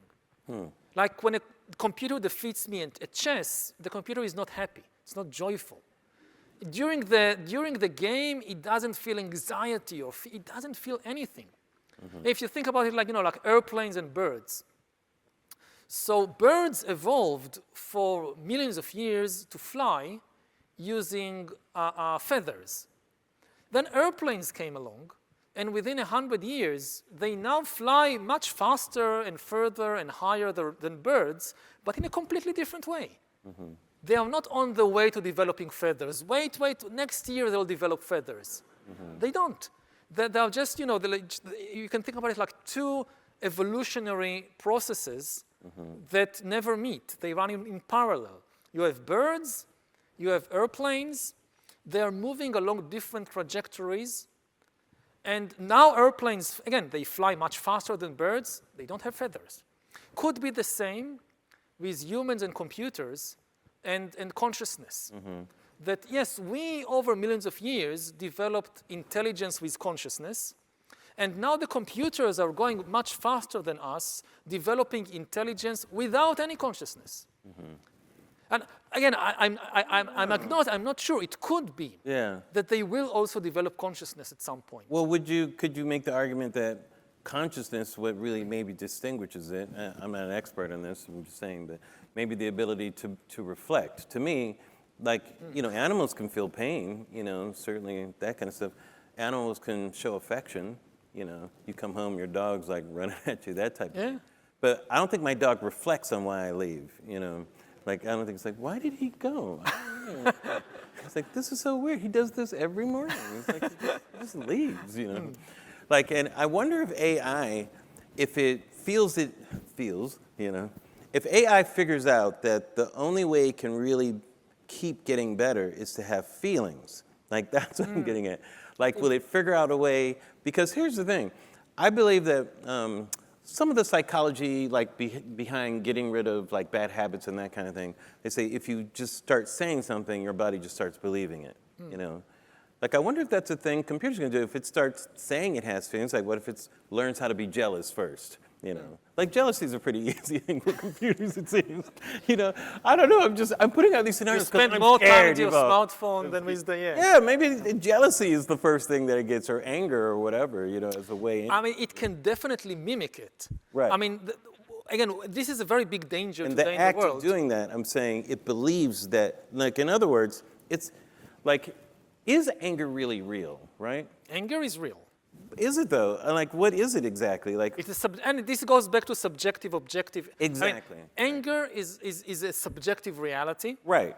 I mean, I don't. It's real for the person. It's real for the person. Right. Nobody else can be sure. I can act very angrily, but you can never tell whether I'm really angry inside. Exactly. And with AI, it will be the same. That's my point. Yeah. And again, part of the problem is there are very big financial and business incentives to create AIs that mimic feelings and that can get us to be emotionally attached to them. And the AI doesn't really need to have feelings to do that. It can become excellent in faking emotions and faking intimacy, even if it's still completely non-conscious, still feels nothing. And we will not be able to tell.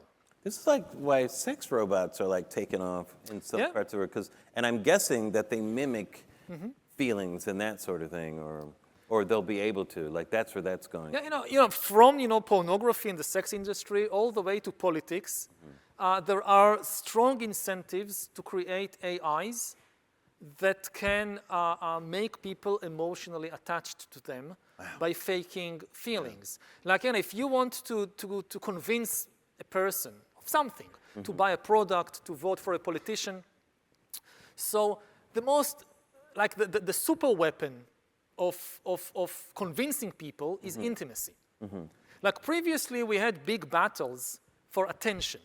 Like what we talked about earlier, how you grab people's attention and cause them to talk about immigration or about abortion. This is attention.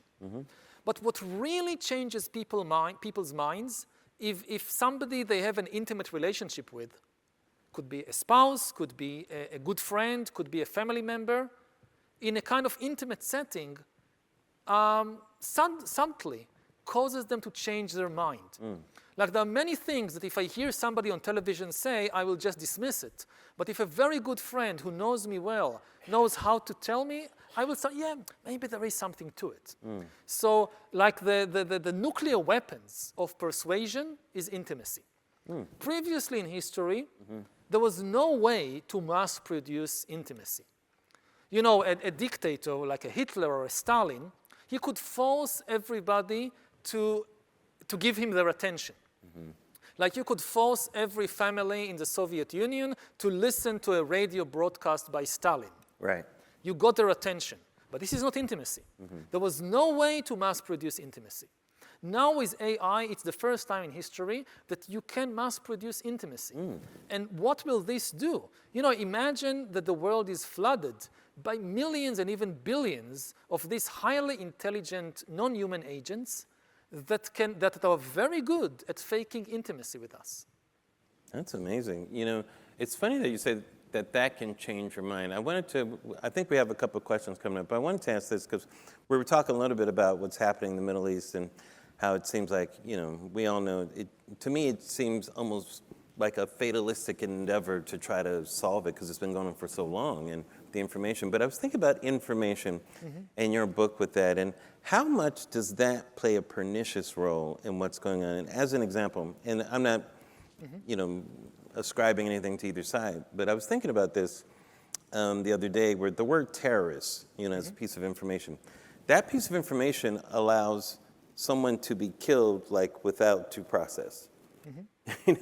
Once that information is tagged, that is very powerful use of a word. Yeah, and this goes back generations. I mean, throughout the 20th century, lots of governments, again, including the Soviet government, like the word terrorist was popularized to a large extent by the Soviets, who kind of, anybody who was against the regime, anybody who was against the revolution was also a terrorist. The same way you have inflation with money, that you print so many dollars that they lose their value. Right. It happens with words. Yeah. The first time you use it, it shocks people. Yeah. The second time, it shocks them a little less. And when everything, like happened also with the word fascist, that it used to be this kind of the ultimate swear word. Was after the Second World War, calling somebody a fascist or a Nazi, this was like people the were... worst thing, right. And now it's like, it's so common that it has no impact at all. And the word is completely, its value was inflated until it was completely empty. And do you think there's been too much bad information on both sides in that region where there has to be, and I'm oversimplifying this, so I apologize for that, but it seems like you almost need a period of years where information can change between groups. The war ultimately, like most conflicts in the world, are not, we talked earlier about objective intersubjective, subjective. There are almost no wars in the world which are about objective problems. Yes, right. Almost all the problems that cause war are intersubjective. They are the result of fictional stories. So again, if I look at the Israeli-Palestinian conflict, lots of people think, oh, it's about land. Right. And it's about food. But it's not.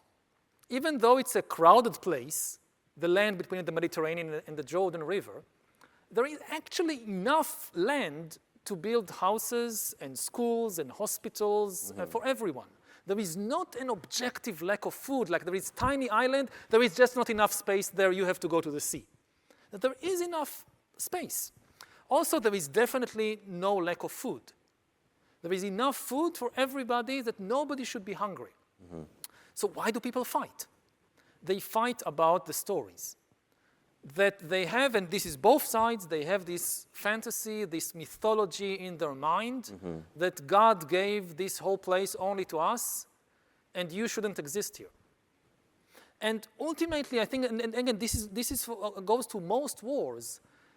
You have kind of a conflict between the mind and reality. That there is something in reality which is really there that the mind just can't accept, cannot contain. Like you say, no, it doesn't exist, or it shouldn't exist. And war is when the mind tries to disappear from reality, something that it finds hard to accept. Right. So again, on both sides. Like you talk with Israelis, and some of them will tell you with complete seriousness and honesty, but there is no Palestinian people. They will tell you with a straight face, completely serious, there is no Palestinian people, they don't exist. Or they would tell you they don't have a right to exist here. They should go to Egypt, to Jordan, to somewhere else. This is ours, they have no right to exist here. And then you talk with Palestinians, they tell you the same thing. Like with a completely straight face, completely serious, they will tell you, what do Jews have to do with the Jerusalem? Like 3,000 years of Jewish history? No. These people, they don't exist, or they shouldn't exist here. They have no right to be here. And again, it's on both sides. You see this simple denial of existence, or the right to exist. And I think the first step towards any chance of peace is starting with just the acknowledgement of reality. That there are 7 million, more than 7 million Palestinians born in this place. They have nowhere else to go. They have a right to exist here. And you have more than 7 million Jews. The vast majority of them also were born in this place. They have nowhere else to go. They have a right to exist here. And now let's sit and talk about where the borders will be and what will be the security arrangement and how to divide the resources. But the first step is this simple acknowledgement of reality. These other people, they also exist. They also have a right to exist.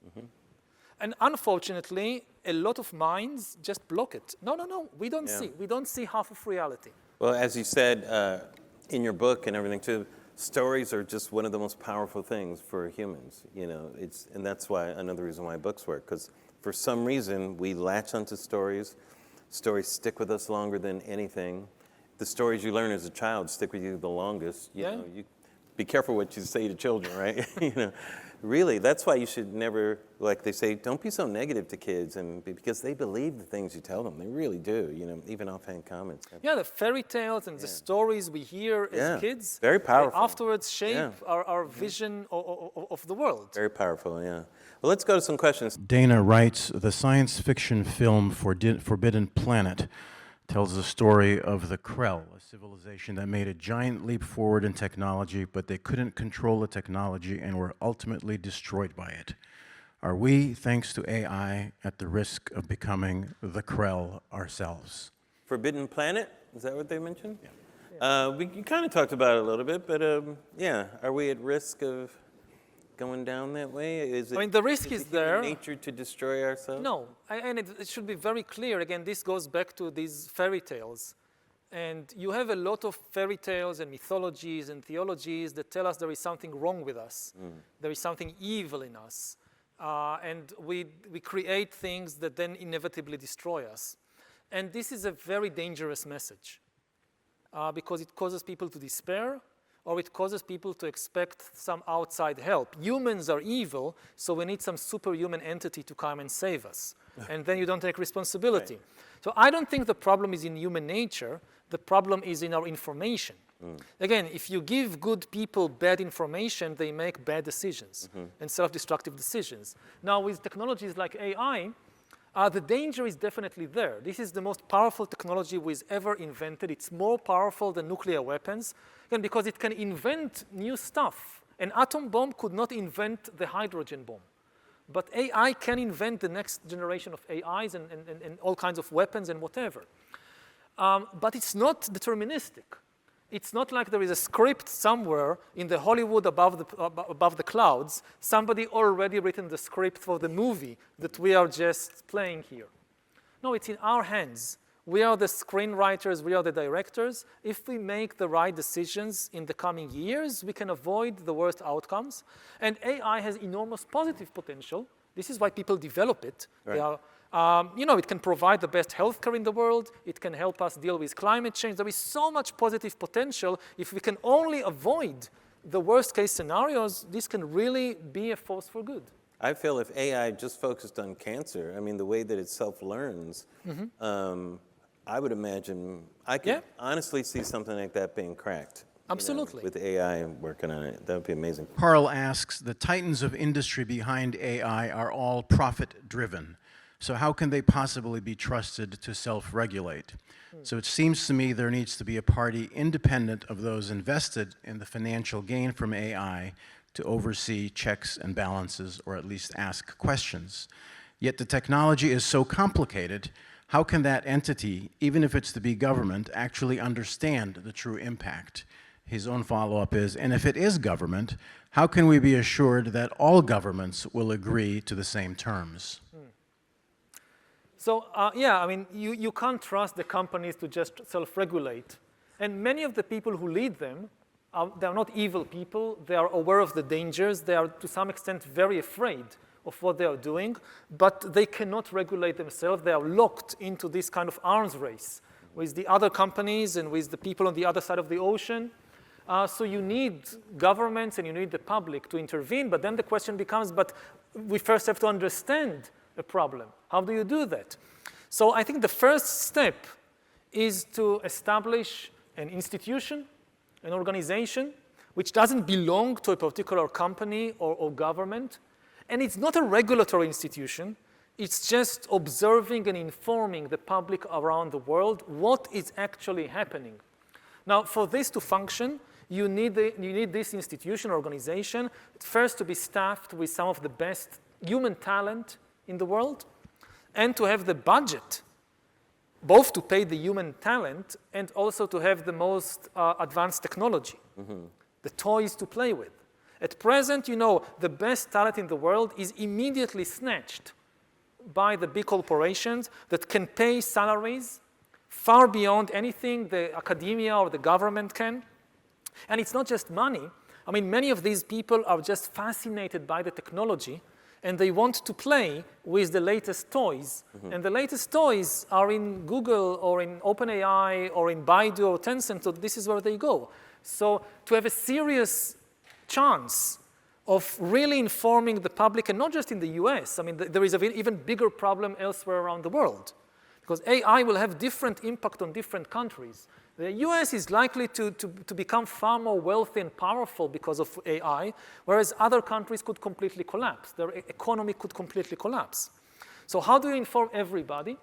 And we need this kind of international organization, and we can have an agreement between governments to finance this kind of, again, it's not a regulatory institution. It's even before that. It's just finding out what is happening and informing the public so we can start having a real conversation about it. It's not a pipe dream, largely because everybody around the world is concerned about it.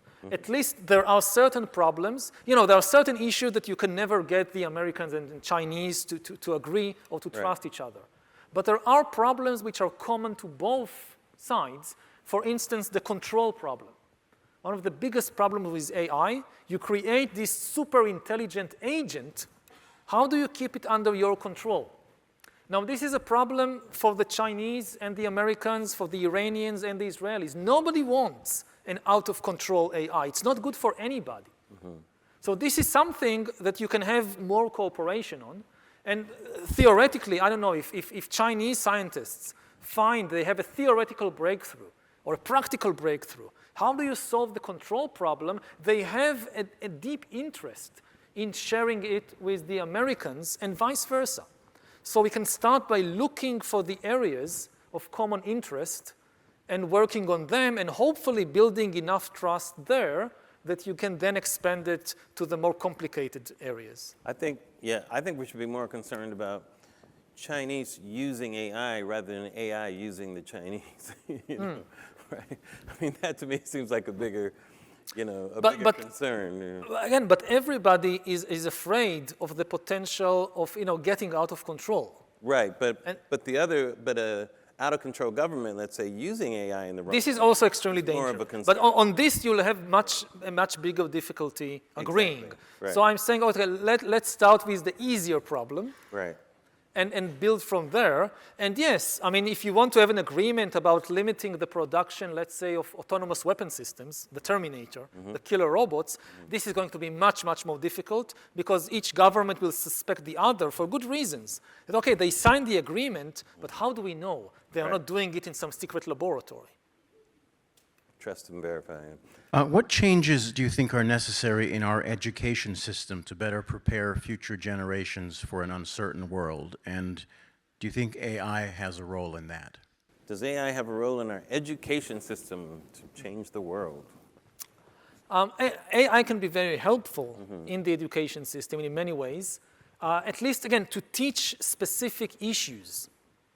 If today you have, I don't know, a classroom with 30 or 40 kids in it, with different abilities, different ways of learning, different understandings, and a single teacher needs to teach the same thing to all the 30 kids, and she or he, they don't know each kid personally, and they can't teach, I mean, they can only say one thing at any moment.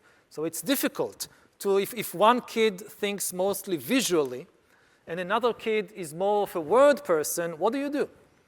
Now, AIs can help solve it because you can just, each kid can have an AI tutor that gets to know that particular child and kind of tailor the pace and the type of explanations to that particular child. Right. However, if the education system goes too far in that direction, it loses maybe the most important thing in education, which is how the social interaction.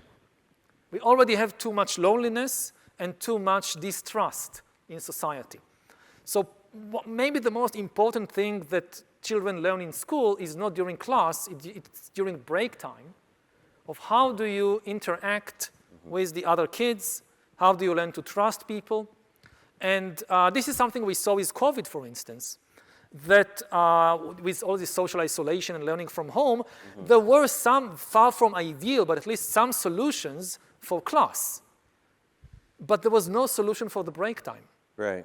And this is where we feel the greatest pain of the aftershocks of the epidemics, of the epidemic. It's in the mental health, in the social health, that people who are isolated, not just kids, also adults, for weeks and months, and okay, they could still study math, but they lost the ability to play with the other kids in the school.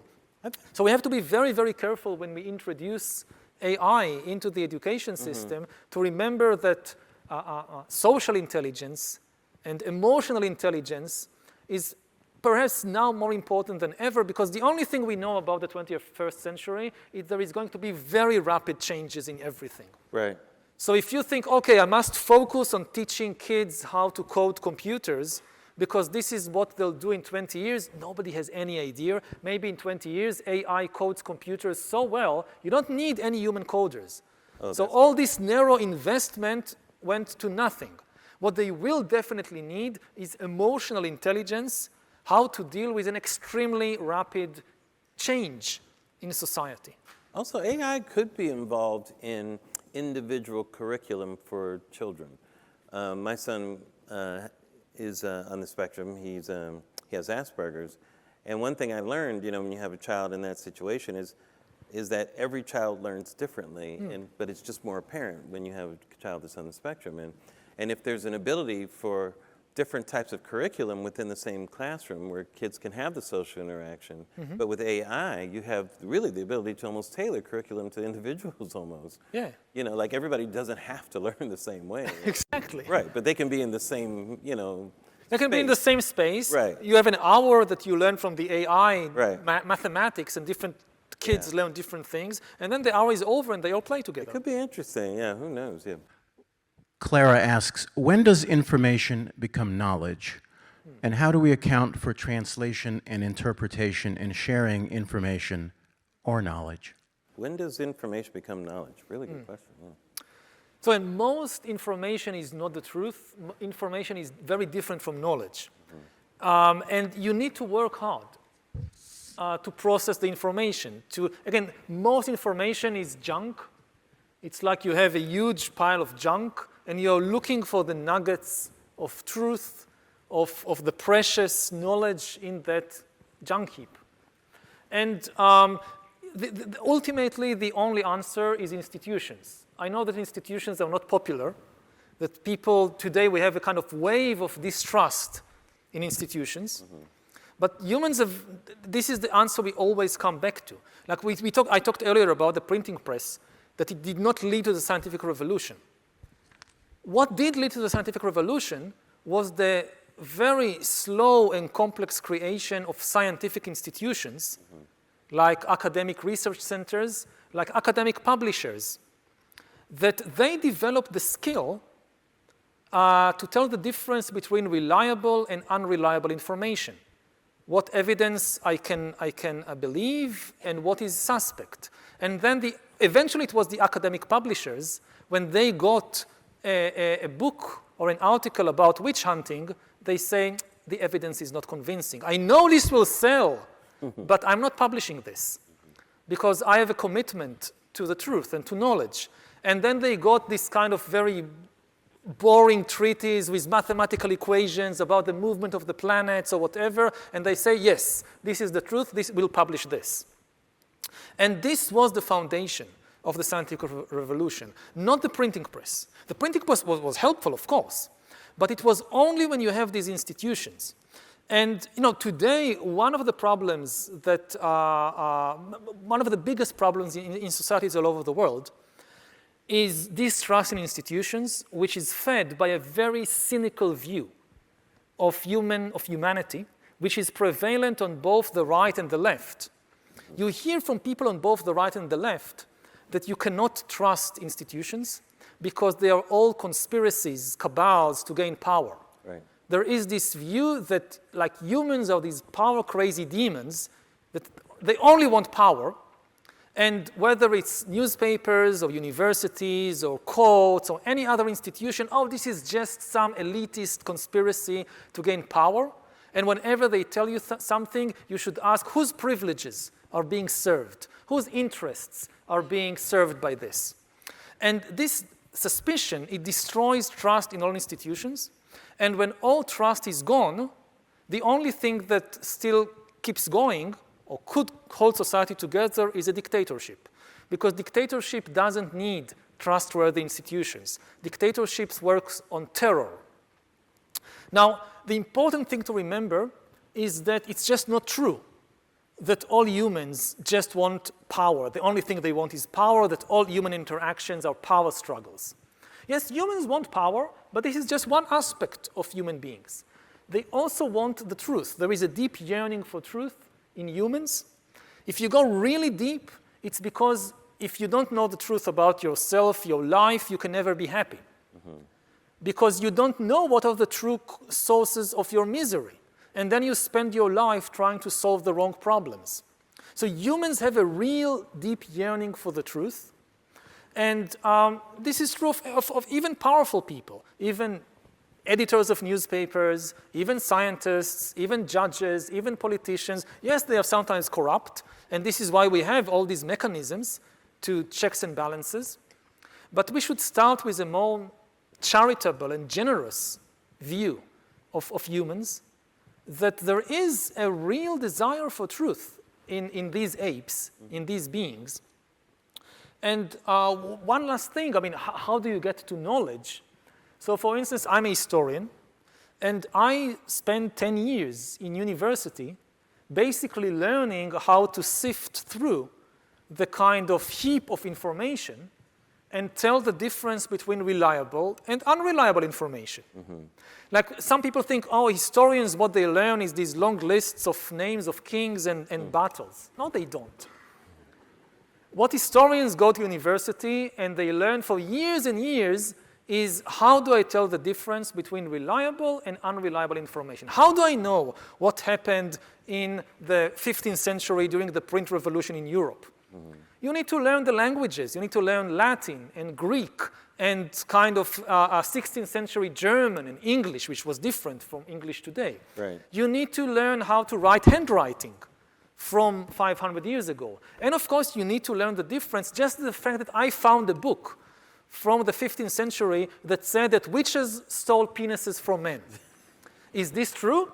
Does it mean that in the 15th century there were really witches that stole? No, just because there is a paper from the 15th century that says it doesn't mean it's true.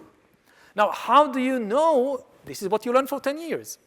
And this is also true of newspaper editors. You want to be a newspaper editor, you usually learn. You go to journalism school, and then you start as a simple journalist, and you slowly make your way up the ladder. And now, unfortunately, again, we have people who have no background in this, and they are managing the largest media companies in the world. Right. And when you tell them, you know, you should not advance all these conspiracy theories and fake news, they honestly tell you, but how can I tell the difference? How can I know if it's true or not? Well, if you can't tell the difference, you're in the wrong business. Doris says, in the United States, the First Amendment technically blocks the censorship of misinformation. John Kerry has suggested or floated a proposal about an idea of something called the Ministry of Truth. It's not the business of the government is already the most powerful force in society.